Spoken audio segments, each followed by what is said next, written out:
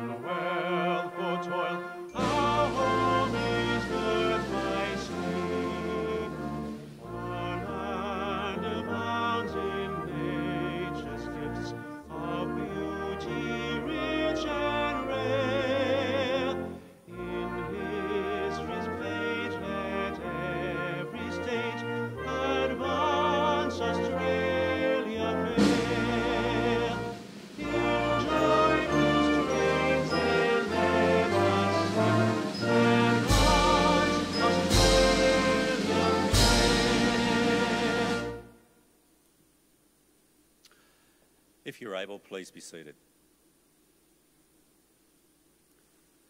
The Australian War Memorial was the vision of Charles Bean, Australia's First World War official historian. Bean landed with the Australian troops on Gallipoli and stayed with them at the front through to the end of the war. The idea of this national memorial and museum came to him at Pozières, France, in the depths of the bloody fighting of 1916. Bean's idea was that this would be a place where families and friends could mourn loved ones buried in faraway places. It would also be a place that could help all Australians understand what these men and women had endured and what they had done for us. Bean's vision, to which we remain true, is best expressed as inscribed in the entrance to the memorial's galleries. Here is their spirit in the heart of the land they loved. And here we guard the record which they themselves made.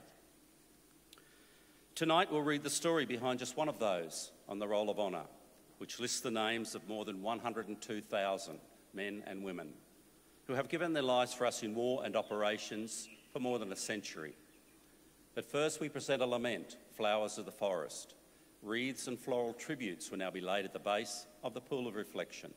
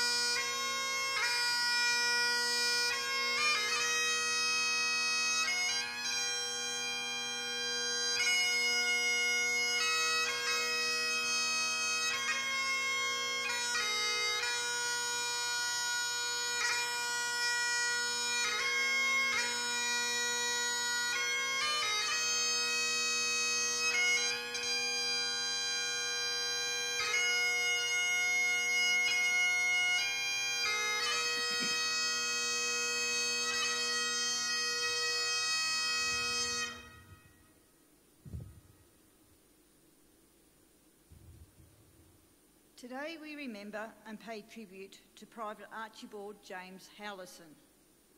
Known to his friends and family as Archie, Archibald Howlison was born in 1888 in the Sydney suburb of Double Bay, the only son of Archibald and Louisa Howlison.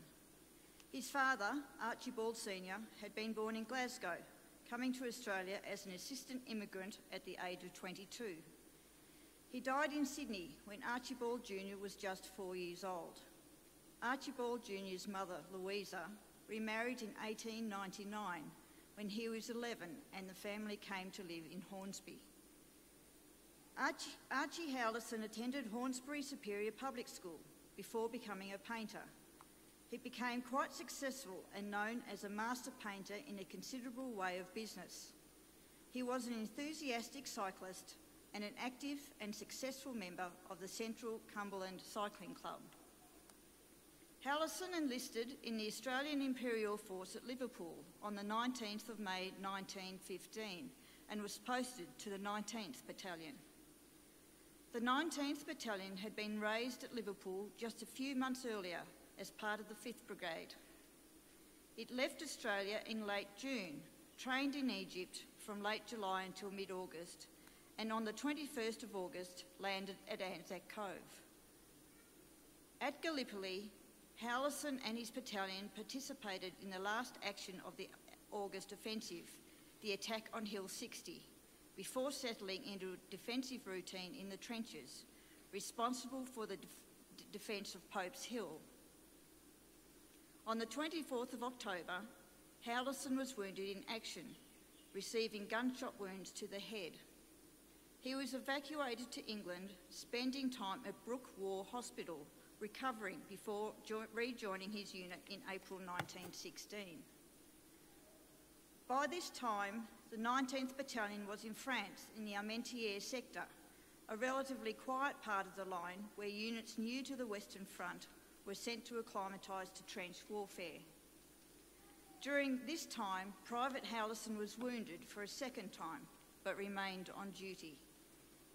In July, the battalion moved south to the Somme, where it took only a very minor part in the fighting at Pozières. In November, after a period of respite in a quieter sector in Belgium, the battalion was moved back to the Somme. At 6:45 a.m.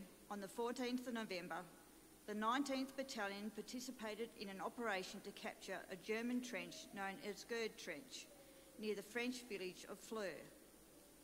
During the attack, the 19th Battalion and part of the 5th Northumberland Fusiliers were able to capture their objectives, but failures of their flanks meant that the men were surrounded by the enemy on 3 sides.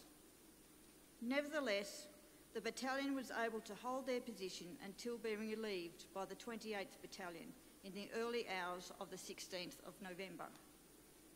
They later reported more than 370 casualties from the 450 who began the operation.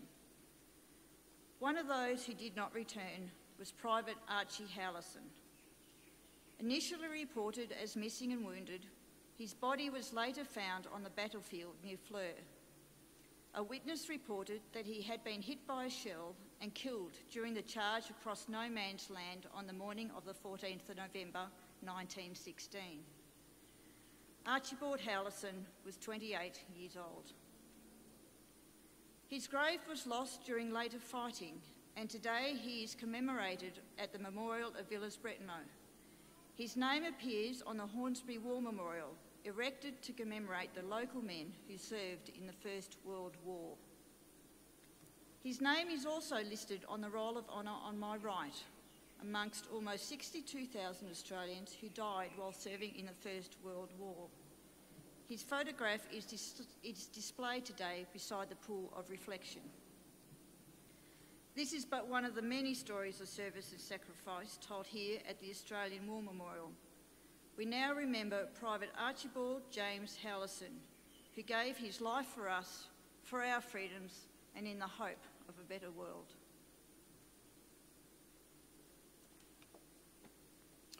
Please stand for the reading of the ode and the sounding of the last post.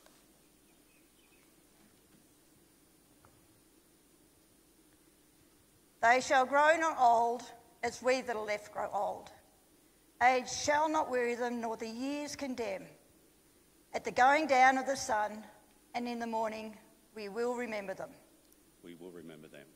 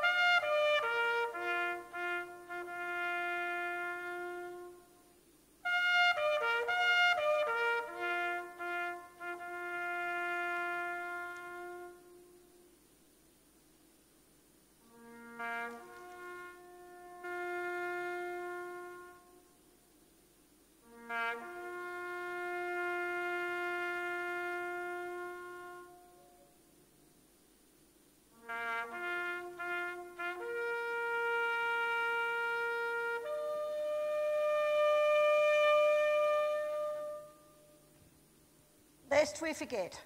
Lest we forget.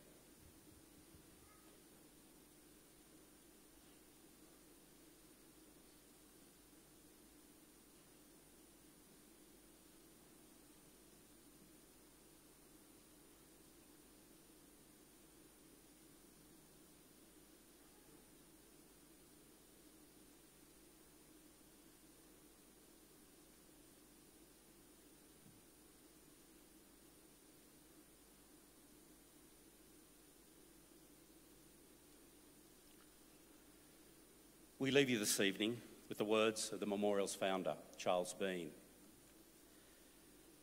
Many a man lying out there at Pozières or in the low scrub at Gallipoli, with his poor, tired senses barely working through the fever of his brain, has thought in his last moments, well, it's over. But in Australia, they will be proud of this. Ladies and gentlemen, girls and boys, that concludes this evening's last post ceremony. We thank you for visiting the Australian War Memorial and wish you all a very good evening. Thank you.